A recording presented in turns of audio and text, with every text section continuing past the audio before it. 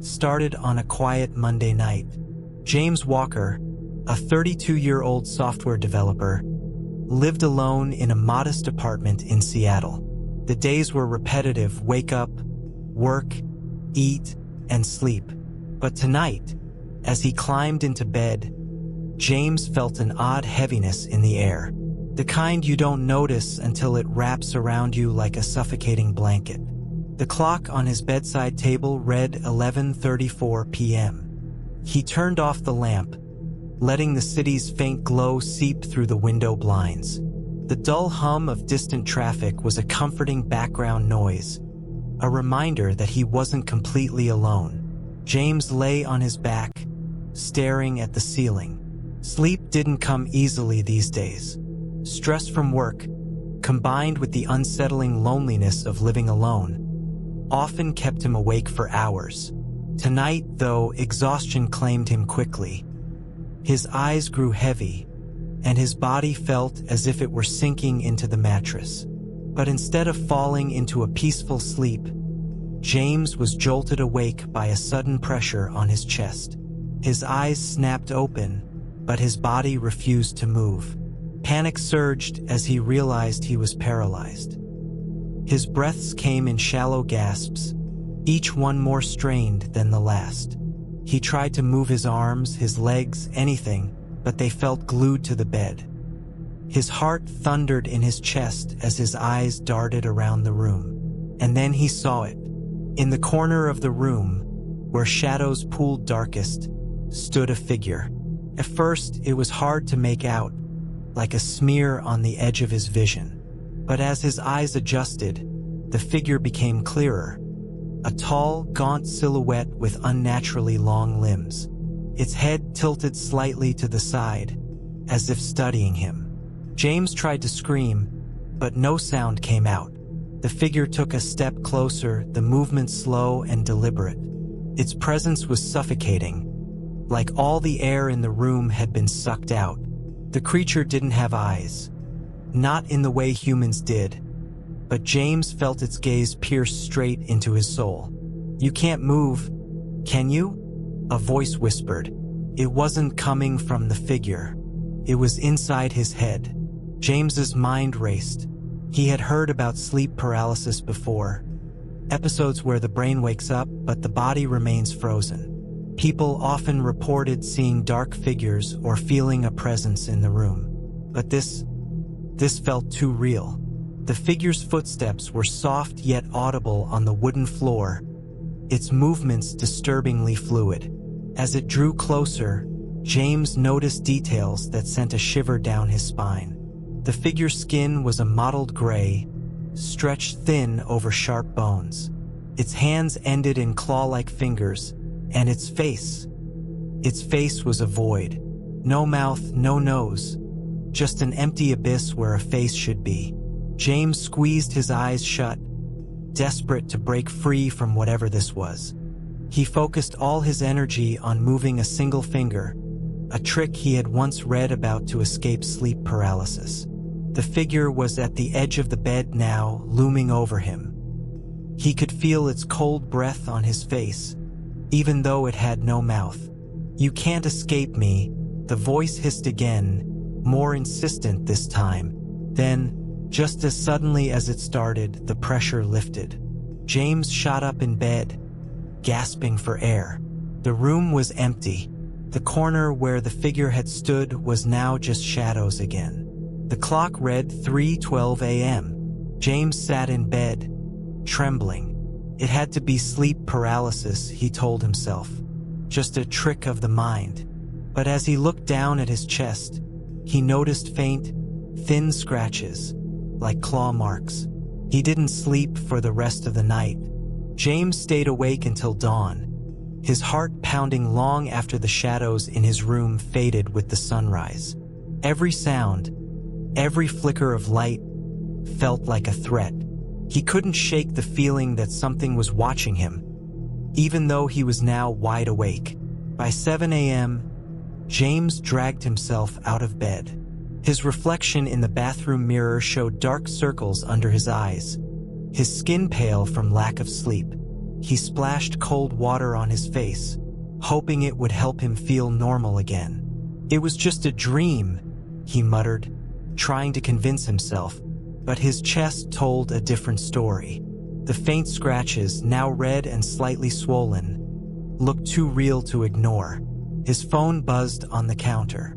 It was a text from Liam, his coworker and closest friend. "Liam, hey man, you okay? You didn't reply to my texts yesterday." James hesitated before typing back. "James, yeah, just had a rough night. Didn't sleep well." He decided not to mention the figure or the scratches. Sounded too crazy, even to him. At work, James tried to focus on his tasks, but his mind kept drifting back to the figure in his room. The more he thought about it, the more uneasy he felt. Was it really just sleep paralysis? Or was there something else happening? During lunch, Liam joined him in the break room. "You look terrible," Liam said, biting into a sandwich. "What's going on?" James shrugged. "Just a bad night. Weird dreams." Liam raised an eyebrow. "Weird how?" James hesitated, then decided to share. "I saw something. The figure felt so real, like it was in my room. I couldn't move, couldn't breathe. And when I woke up, there were scratches on my chest." Liam stared at him, his expression shifting from curiosity to concern. "Man, that sounds like sleep paralysis. I've had it a couple of times. It's freaky, but it's just your brain messing with you." "Yeah, maybe," James said, though he wasn't convinced. "Or," Liam added with a grin, "maybe your apartment's haunted." James forced a laugh, but the joke hit too close to home. That evening, James considered sleeping on the couch, but the idea felt silly. He wasn't going to let a nightmare scare him out of his own bed. He turned off the lights at 10:30 p.m., hoping for a full night's rest. The room was quiet, except for the faint hum of the refrigerator in the kitchen. James closed his eyes and took deep breaths, trying to calm his nerves. Hours passed. He wasn't sure when he fell asleep, but he woke up again to the same horrifying pressure on his chest. His eyes flew open. His body was frozen just like the night before. This time, he didn't even try to scream. He knew it wouldn't work. The room was darker than usual, as if the shadows had thickened and swallowed the faint light from the street outside. In the corner, the figure stood again. It hadn't moved closer, not yet, but its outline was sharper now, its long arms almost brushing the floor. James could see the way its head tilted, just like before, as if it were studying him. "Why are you here?" James thought, and to his shock, the voice answered. "Because you let me in." James's blood ran cold. What did that mean? He hadn't done anything to invite this thing into his life. The figure stepped forward, its movements deliberate and slow. With each step, the room grew colder, the air heavier. James could feel the mattress sink slightly under its weight as it climbed onto the bed. No, James thought desperately. This isn't real. It's not real, but it felt real. Too real. The figure leaned over him, its featureless face inches from his own. James could feel its breath again, icy and sharp, like shards of glass cutting into his skin. "Let me in," the voice whispered, softer this time but more insistent. James squeezed his eyes shut, focusing all his energy on moving his fingers. He managed to twitch one, then another. The paralysis broke suddenly, and he shot up in bed, gasping for air. The room was empty. The corner was just shadows again. But this time, James noticed something different. On the nightstand beside him was a single black feather, long and thin, with edges that seemed to shimmer in the darkness. The next day, James didn't go to work. He spent hours researching sleep paralysis, hauntings, and anything else that might explain what was happening to him. Most of the articles he found dismissed the experiences as hallucinations, tricks of the mind. But one blog caught his attention. It was written by someone who claimed to have experienced similar episodes. "The figure feeds on fear," the blog read. "The more you believe in it, the stronger it becomes. The key is not letting it in." James stared at the screen, his mind racing. What did it mean to let it in? Was he already too late? He scrolled further and found a list of tips for warding off the entity. Keep a light on while sleeping. Avoid thinking about the figure before bed. Burn sage to cleanse the space. It sounded ridiculous, but James was willing to try anything. He bought a bundle of sage from a nearby store and spent the evening waving it around his apartment, muttering, "Please leave me alone." That night, he left the lamp on and kept the feather locked in a drawer. But as he lay in bed, the familiar heaviness returned. The figure was back. James kept his eyes closed, pretending to sleep. He could feel the weight of the presence in his room. The air was cold again, and the faint sound of breathing filled the silence. He didn't dare move. Maybe if he stayed still, the figure would leave. But then he felt it, the soft press of fingers on his shoulder. James's eyes shot open, and the room seemed darker than ever. The lamp on his nightstand flickered weakly, casting long shadows across the walls. The figure stood at the foot of his bed now, closer than ever. This time, James could see more details. The figure wasn't entirely black. Its surface shimmered, as if it were made of smoke that couldn't settle. His head tilted again, studying him. "Why are you here?" James whispered. The figure didn't speak, but its presence grew heavier, like an invisible hand pressing down on his chest. When morning came, James sat on the edge of his bed, staring at the drawer where he had locked the feather. Something about it felt important. He pulled it out, holding it up to the light. It wasn't like any feather he'd ever seen. The edges seemed to ripple, and the shaft glowed faintly. James's phone buzzed, breaking his focus. It was Liam again. "Liam, dude, I'm serious. You're acting weird. Let's hang out. You need to talk." James hesitated. He didn't want to drag Liam into this, but he also didn't want to be alone. "James, okay, come over tonight." That evening, Liam arrived with a six-pack of beer and his usual grin. "You look like you've seen a ghost," he joked, setting the drinks on the counter. James forced a laugh. "Something like that." Over the next hour, James told Liam everything about the sleep paralysis, the figure, and the feather. Liam listened, his expression growing serious. "Man, this sounds intense. Are you sure it's not just stress? Maybe you need to see someone like a therapist or a doctor." "I've thought about that," James admitted. "But it feels real, Liam. It's not just in my head." Liam picked up the feather, turning it over in his hands. "This thing is weird. Where did you even get it?" "I don't know. It was just there on my nightstand." Liam frowned. "You said the figure talks to you, right? What does it say?" James hesitated. "It wants me to let it in." Liam's face went pale. "Let it in? What does that even mean?" "I don't know," James said, "but I think it's trying to take over. It gets closer every night." Liam leaned back, his expression thoughtful. "We need to figure out what this thing is. There's got to be a reason it's targeting you." The two of them spent hours researching. Liam found an old article about a series of hauntings in the 1980s, where people reported seeing shadowy figures during sleep paralysis. Most of the victims had ended up in psychiatric hospitals, unable to distinguish dreams from reality.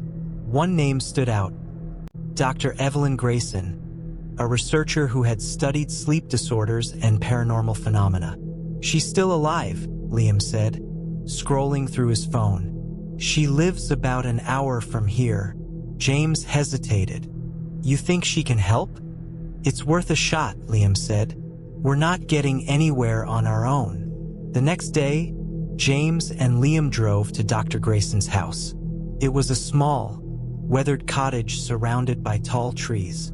Dr. Grayson was in her 60s, with sharp eyes that seemed to see right through James. She listened patiently as he told her about the figure and the feather. "This isn't just sleep paralysis," she said finally. "You're dealing with an entity, a malevolent presence. These things feed on fear and doubt. The more you believe in them, the stronger they become." James's stomach tightened. "How do I stop it?" Dr. Grayson stood and retrieved a small wooden box from a shelf. Inside was a bundle of dried herbs, a vial of clear liquid, and a small mirror. "This will help," she said, handing the items to James. "Burn the herbs before bed. Keep the mirror beside you. And whatever you do, don't show it fear. It thrives on that." That night, James followed Dr. Grayson's instructions. He burned the herbs, the smoke filling his apartment with a sharp, earthy scent. He placed the mirror on the nightstand and sat on the edge of his bed, staring at it. For the first time in days, he felt a glimmer of hope. But as the night deepened, the familiar heaviness returned. James opened his eyes. The figure was there again, standing in the corner. This time it didn't wait. It moved toward him, faster than before. James gripped the mirror, holding it up like a shield. The figure stopped abruptly, as if it had hit an invisible wall. The mirror began to glow, its surface swirling with light. The figure recoiled, its form dissolving into smoke. But before it disappeared completely, it whispered one final word. "Soon." James sat in the dim light, his heart racing. The mirror was still warm in his hands. Whatever he had done, it had worked for now. But he knew this wasn't over. The next morning, James felt drained. The night's events replayed in his mind. The mirror had worked, but the figure's whisper, "Soon," kept echoing in his head. He glanced at the mirror on his nightstand. Its surface was now dull, as if the glow from the night before had been a fleeting burst of energy. James's phone buzzed. It was Liam. "Liam, you okay? Did the herbs and mirror work?" "James, kind of." The figure came back, but it couldn't get close. The mirror stopped it. "Liam, that's something, right? Maybe this Dr. Grayson knows what to do next." James sighed. "I hope so. I can't keep living like this." Liam showed up at James's apartment a few hours later. "I've been thinking," he said. "We need more answers. Dr. Grayson helped, but we still don't know why this thing is after you. Where do we even start?" James asked. "The library," Liam said. "Old towns like this always have some dark history. Maybe this thing is connected to something from the past."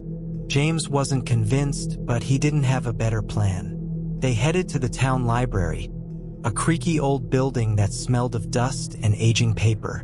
The librarian, an older woman with sharp eyes and a knowing smile, raised an eyebrow as they approached. "We're looking for information about sleep paralysis," Liam said, "and maybe supernatural occurrences in the area." The librarian's smile faded. "You boys aren't the first to ask about that," she said. "There's a section upstairs, far corner. But be careful what you dig up. Some things are better left buried." James and Liam spent hours flipping through old books and newspaper clippings. Finally, they found something. A yellowed page detailed a local legend called the Shadow Stalker. According to the story, the Shadow Stalker was an entity that preyed on people during sleep, feeding on their fear. It started with nightmares and paralysis, but if the victim didn't resist, the entity would take their soul. "This is it," Liam said, holding up the page. "This has to be what's happening to you." James scanned the text, his stomach tightening. The legend described victims seeing a dark figure that grew closer with each encounter. The only way to stop it was to confront it, face it without fear. "That's easy to say," James muttered. "But when it's standing in your room, it's not so simple." Before leaving the library, the librarian stopped them.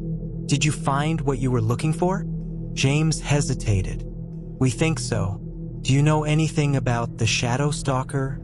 The librarian's expression darkened. "It's more than a story," she said. "My grandmother used to tell me about it. She said it's drawn to people who are vulnerable, those carrying guilt, pain, or doubt. It feeds on what's already inside you." James felt a chill run down his spine. The librarian continued, "If you've seen it, you need to act fast. The longer it stays, the stronger it gets. And once it takes hold, there's no getting free." That evening, James prepared for the worst. He burned the herbs again, placed the mirror by his bed, and kept the feather in his hand. Liam stayed over, refusing to let James face the night alone. "If it shows up, we'll deal with it together," he said. As the hours passed, the apartment grew unnaturally quiet. The usual sounds of the city, cars, distant chatter, even the hum of the refrigerator, seemed to fade away. And then it came. The temperature in the room dropped sharply, and the shadows on the walls began to twist and shift. James froze, clutching the feather. Liam sat upright, his eyes wide. The figure appeared in the corner, taller and more defined than ever. Its smoky surface seemed to ripple with anger. "It's here," James whispered. The figure moved, its footsteps echoing in the silence. This time, it didn't stop at the foot of the bed. Kept coming. "Use the mirror," Liam shouted.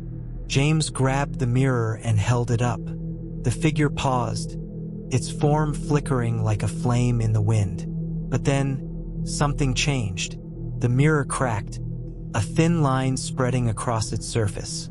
"It's too strong," James said, panic rising. The figure leaned closer, its shadow falling over James. And then it spoke, its voice a low, guttural hiss. "You can't hide from me." As the figure loomed over him, James felt a surge of defiance. He wasn't going to let this thing win. He held the feather tightly and began to speak. "You don't belong here. You're not welcome in my home." The figure recoiled slightly, as if James's words had some effect. "Keep going," Liam urged. "You feed on fear, but I'm not afraid of you," James said, his voice growing stronger. "You're just a shadow. You have no power over me."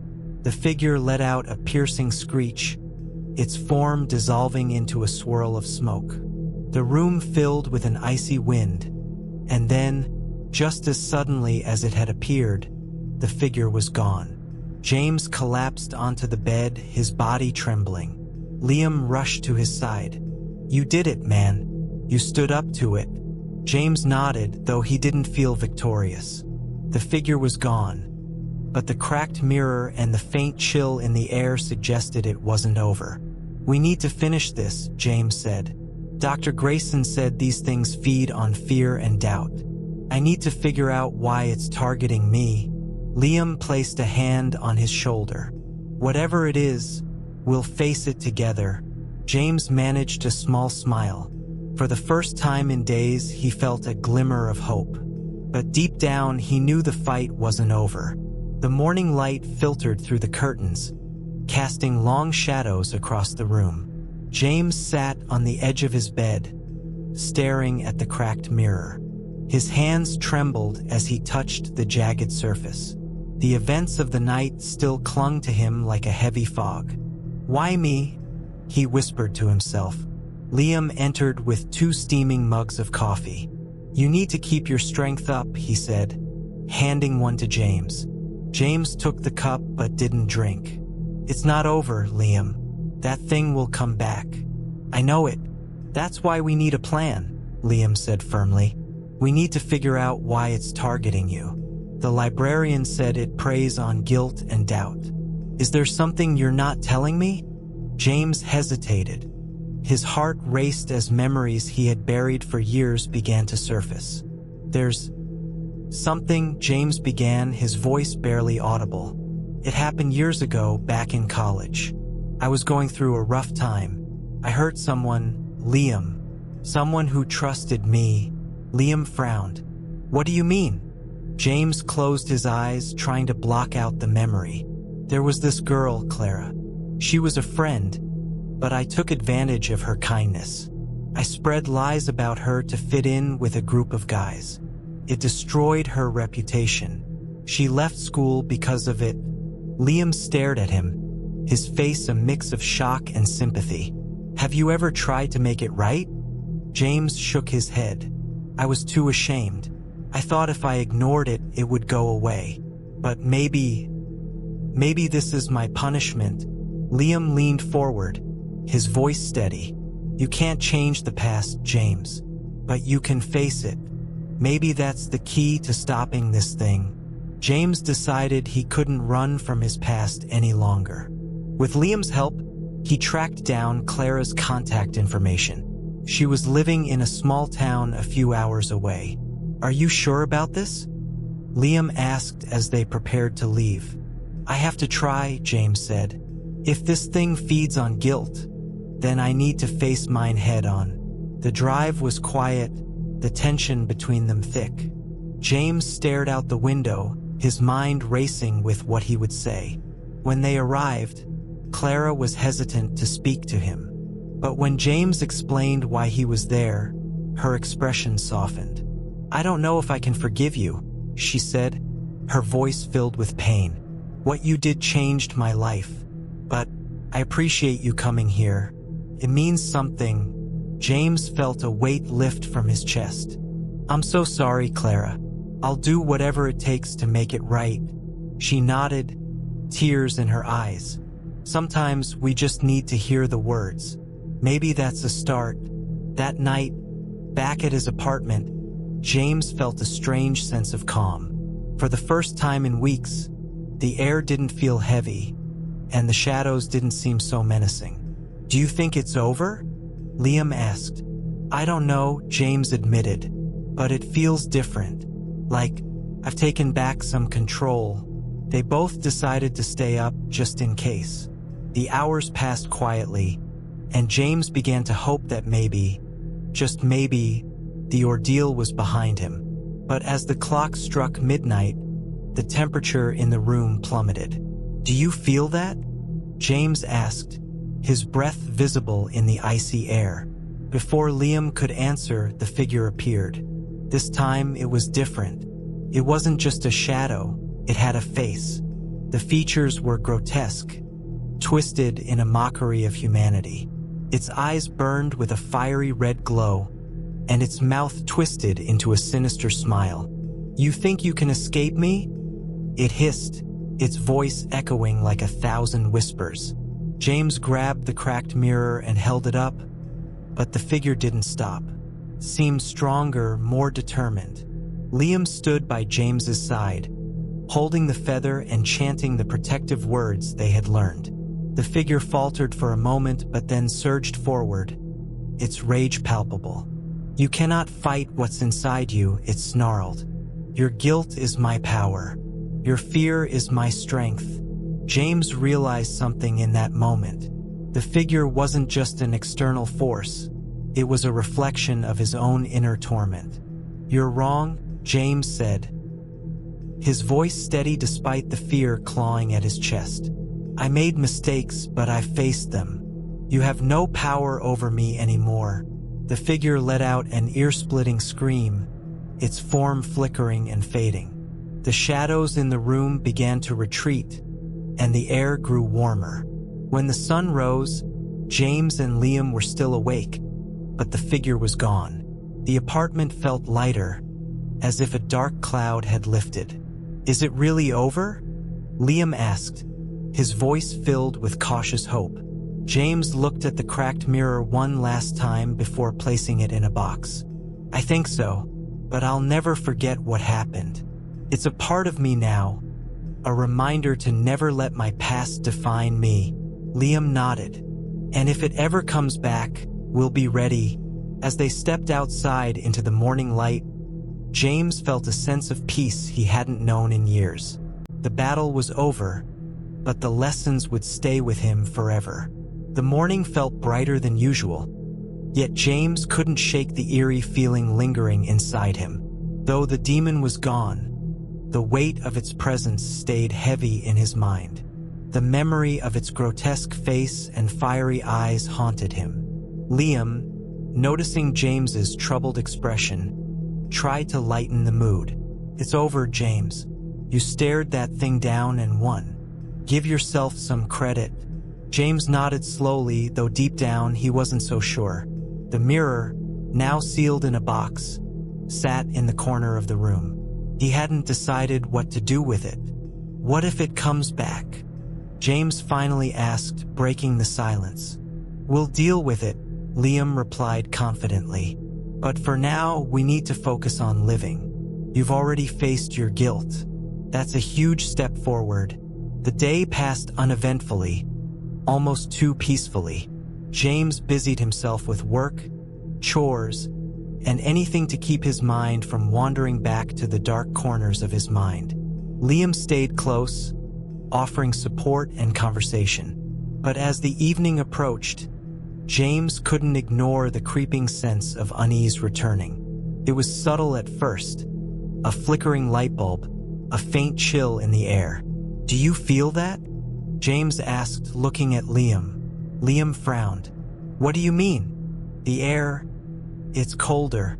Liam shook his head. "You're just imagining things. You've been through a lot. It's normal to feel paranoid."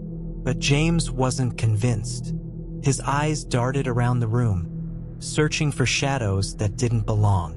That night, as James prepared for bed, the sense of calm evaporated completely. The air grew heavy again, suffocating and thick. He lay down, his body tense, expecting the worst. Hours passed. Nothing happened. Then, just as his eyes began to close, he heard it. A faint whisper. "James?" His eyes snapped open, and his heart pounded in his chest. The room was dark, but he could see the faint outline of a figure standing near the corner. It wasn't the demon. This figure was smaller, less imposing. "Who's there?" James whispered, his voice trembling. The figure stepped forward, and James gasped.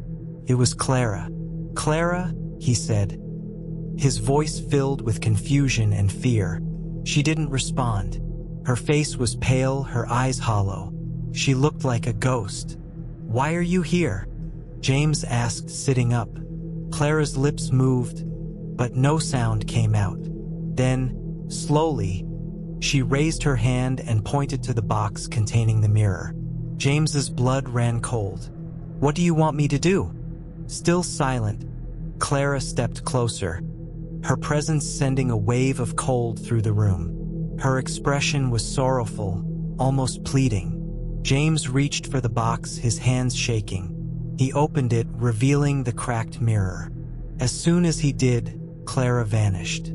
Liam rushed into the room, alarmed by James's shout. "What happened?" "She was here," James said, pointing to the spot where Clara had stood. "Who?" "Clara. She pointed to the mirror. "I think she's trying to warn me." Liam looked at the mirror with suspicion. "We should destroy it. Get rid of it for good." James hesitated. What if that makes things worse? What if destroying it traps the demon here forever? Liam sighed. "Then what do you suggest? Keeping it?" "That thing is dangerous, James." James didn't have an answer. The mirror seemed to hold the key to everything, but he didn't know how to unlock its secrets. The next morning, James and Liam visited the library again. The old librarian greeted them with a knowing look. "You're back," she said, her voice calm but firm. "I take it the demon isn't fully gone?" James nodded. "It appeared again, or at least something connected to it did. I think the mirror is the key, but I don't know what to do with it." The librarian led them to a back room filled with ancient books and manuscripts. She pulled out a dusty tome and opened it to a page marked with a faded ribbon. "This ritual," she explained, "is designed to sever the connection between a cursed object and its owner. It's risky, but it might be your best chance. James read the instructions carefully. The ritual required candles, salt, and a personal item tied to the source of guilt. In this case, the mirror. Are you sure about this? Liam asked. James nodded. I don't have a choice. I need to end this. That night, James and Liam prepared for the ritual. They placed the mirror in the center of the room, surrounded by a circle of salt. Candles flickered, casting eerie shadows on the walls.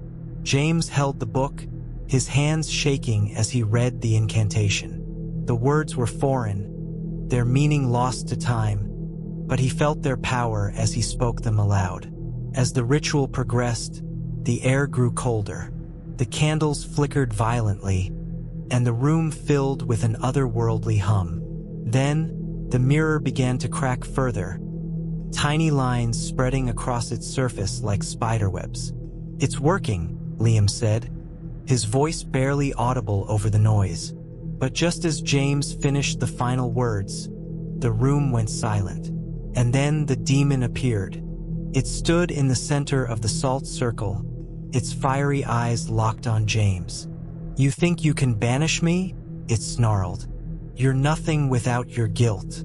I'm you. James stepped forward, his fear replaced by determination. You're wrong. You're not me.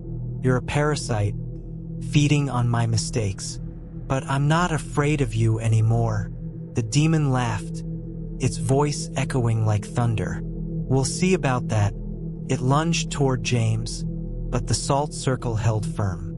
The candles flared, and the mirror shattered, sending shards flying across the room. The demon let out a deafening scream as its form began to dissolve, its shadowy body breaking apart into nothingness. When it was over, the room was still. The mirror was gone, and the demon with it. James collapsed to the floor, exhausted but relieved. Liam helped him up, a faint smile on his face. You did it, James. It's over. James looked around the room, the weight finally lifting from his chest. For the first time in weeks, he felt free. Let's hope it stays that way, he said, his voice steady. As they stepped outside into the cool night air, James couldn't help but feel that this was only the beginning. But for now, he would take the peace, however fragile it might be. The night after the ritual was eerily quiet. James sat on his couch, staring at the empty spot where the mirror had been. His body was drained, but his mind raced with lingering questions. Was the demon truly gone? Or had it just retreated, waiting for another chance? Liam sat beside him, nursing a cup of coffee. You look like you're expecting something to happen, he said. James rubbed his temples. I can't shake the feeling. It felt too easy, you know? Liam gave a weak chuckle. Easy? You faced down a literal demon. I wouldn't call that easy, but James wasn't convinced. His eyes drifted toward the dark hallway leading to his bedroom. For the first time in days, he felt a tug of fear pulling him toward the shadows. As midnight approached, James reluctantly headed to bed. He left the lights on, not caring if it seemed childish. The thought of sleeping in total darkness was unbearable. He climbed into bed and closed his eyes, willing himself to rest. His body ached for sleep, but his mind refused to cooperate. Every creak of the house, every gust of wind outside felt like a warning. Then, just as he was about to drift off, he heard it again. A whisper. James? His eyes snapped open, and his heart raced. The room was empty, but the voice was unmistakable. It was the same guttural tone he had heard during the demon's visits. James sat up, scanning the room. The air felt thick, suffocating. His chest tightened as a shadow moved across the far wall. Who's there? He demanded, his voice trembling. The shadow didn't answer. It grew larger, stretching across the ceiling like a creeping vine. James froze, unable to move. His mind screamed at him to run, but his body was paralyzed. The shadow coalesced into a figure at the foot of his bed. It wasn't the demon, but it was something just as sinister. Its eyes glowed faintly, and its presence filled the room with an unbearable cold.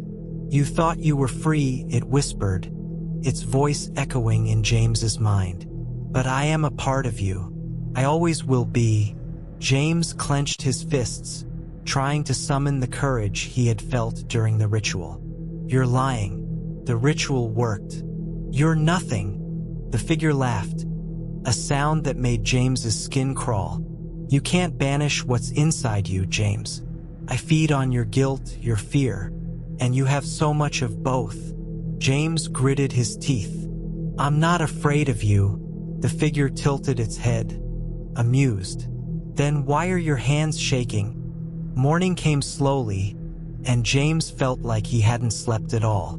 He told Liam about the encounter, his voice shaky. "It's not over," James said. "The demon, or whatever it is, it's still here." Liam frowned. "But we destroyed the mirror. That should have ended it." James shook his head. "The mirror wasn't the source. It was just a gateway. The real problem is me. It's feeding on something inside me." Liam hesitated before speaking. "What are you going to do?" James looked out the window, his mind racing. "I need to face it. Really face it. If this thing is tied to my guilt, then I have to confront whatever it's feeding on." Liam placed a hand on his shoulder. "You don't have to do this alone." James gave him a weak smile. "I appreciate that, but this is something I need to handle myself." James spent the day researching methods to confront inner demons. He read about lucid dreaming, shadow work, and other psychological practices. The idea of diving into his own mind terrified him, but it felt like the only way forward. That night, he prepared for what he hoped would be his final confrontation. He lit candles around his room and sat cross-legged on the floor. Taking deep breaths, he closed his eyes and focused inward. The room faded away as he slipped into a meditative state. At first, there was only darkness. Then, faintly, a shape began to form. James found himself standing in a vast, shadowy landscape. The ground was uneven, and the air was thick with fog. He could hear whispers all around him, fragments of his own thoughts echoing back at him. "You can't escape," one voice said. "This is your fault," said another. James clenched his fists and pressed forward. The whispers grew louder as he walked, forming a cacophony of doubt and fear. Finally, he reached the center of the landscape. There, standing tall and menacing, was the demon.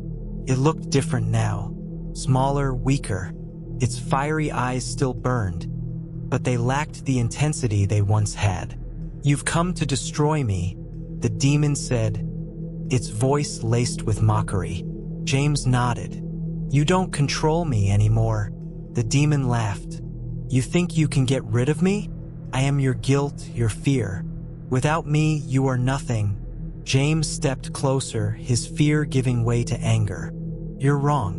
You're just a shadow of my worst thoughts. You don't define me." The demon lunged at James, but he stood his ground.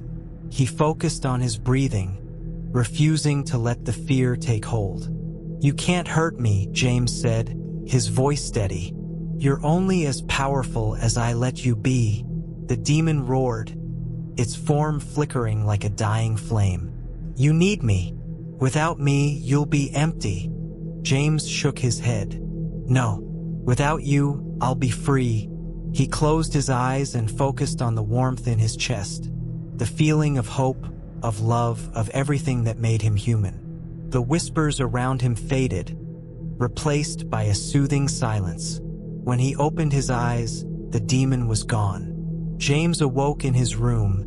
The candles burned down to stubs. The air felt lighter, and for the first time in weeks, he felt truly at peace. Liam knocked on the door and peeked inside. "You okay?" James nodded, a small smile on his face. "Yeah, I think it's finally over." The two of them sat in silence for a moment, the weight of the ordeal slowly lifting. "What now?" Liam asked. James looked out the window at the rising sun. "Now I live, and I don't let fear hold me back anymore." The sunrise brought James a sense of calm, but he knew his journey wasn't over. The demon was gone, yet the scars it left behind still lingered. The question wasn't whether he had won, but whether he could truly move forward without letting fear return. For the first time in days, James felt hungry. He prepared himself a modest breakfast and sat by the kitchen window, letting the sunlight warm his face. Liam joined him, carrying 2 steaming cups of coffee. "You seem different," Liam said, breaking the silence. James nodded. "I feel different. It's like I've taken back control of my life." Liam smiled, but his expression held a tinge of worry. "You've been through a lot. Just remember, it's okay to lean on others if you need to." James appreciated the sentiment, but he knew this was a battle he needed to fight alone. The day passed peacefully. James spent his time cleaning the house, getting rid of anything that reminded him of the nightmare. The shattered pieces of the mirror were still in the trash, but he didn't feel their presence anymore. Every corner of the house seemed brighter, as though a heavy fog had lifted. Even the dark hallway, which once sent shivers down his spine, now felt like just another part of his home. But deep down, James couldn't shake the feeling that something was still unresolved. As night fell, James prepared for bed with a mixture of relief and apprehension. He left the lights on in his room, not out of fear, but out of caution. He lay down, closing his eyes, and allowed his thoughts to drift. Sleep came easily, wrapping him in its embrace like a warm blanket. But the peace didn't last. Hours later, James found himself awake, unable to move. His heart sank as he realized what was happening. Sleep paralysis had returned. The air grew cold, and the familiar oppressive weight settled on his chest. James's eyes darted around the room, searching for the figure he hoped never to see again. And there it was. The demon stood in the corner, its eyes glowing faintly in the darkness. But this time it looked different. Its form was weaker, almost transparent, as though it was struggling to maintain its presence. "You thought you could get rid of me," it hissed. "But I am a part of you. I always will be."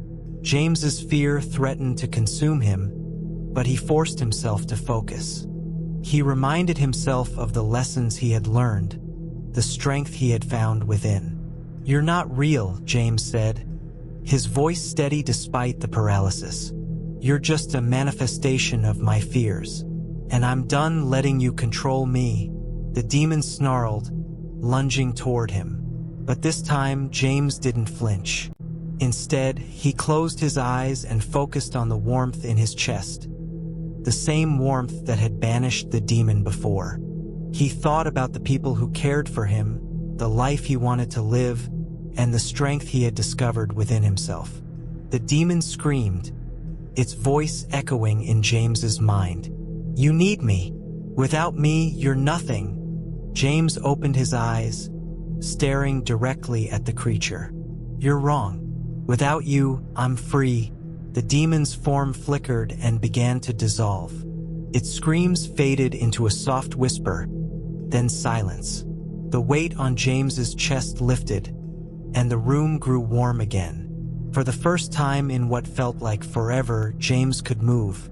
He sat up, breathing heavily, and looked around the room. The demon was gone. This time, he knew it was for good. The following morning, James woke up feeling lighter than ever. The sunlight streamed through his window, bathing the room in a golden glow. He stretched, relishing the freedom of movement and the absence of fear. Liam arrived later that day, carrying a bag of groceries. "How are you feeling?" he asked, setting the bag on the counter. James smiled, a genuine smile that reached his eyes. "Better. Free." Liam raised an eyebrow. Free. James nodded. The demon is gone. For real this time. I faced it and I won. Liam grinned, clapping him on the shoulder. That's incredible, man. I'm proud of you. Over the next few weeks, James worked on rebuilding his life. He started therapy to address the underlying fears and guilt that had given the demon power in the first place. His nights were peaceful, free from the shadows that had once haunted him. He even began to look forward to sleep, knowing it would bring rest instead of terror. One evening, as he sat by the window watching the sunset, James reflected on his journey. The demon had been a part of him, a reflection of his deepest fears and regrets. But he had learned that those things didn't define him. He was stronger than his fears, stronger than the darkness. As the last rays of sunlight disappeared below the horizon, James smiled to himself. He was free, and this time he knew it was for good.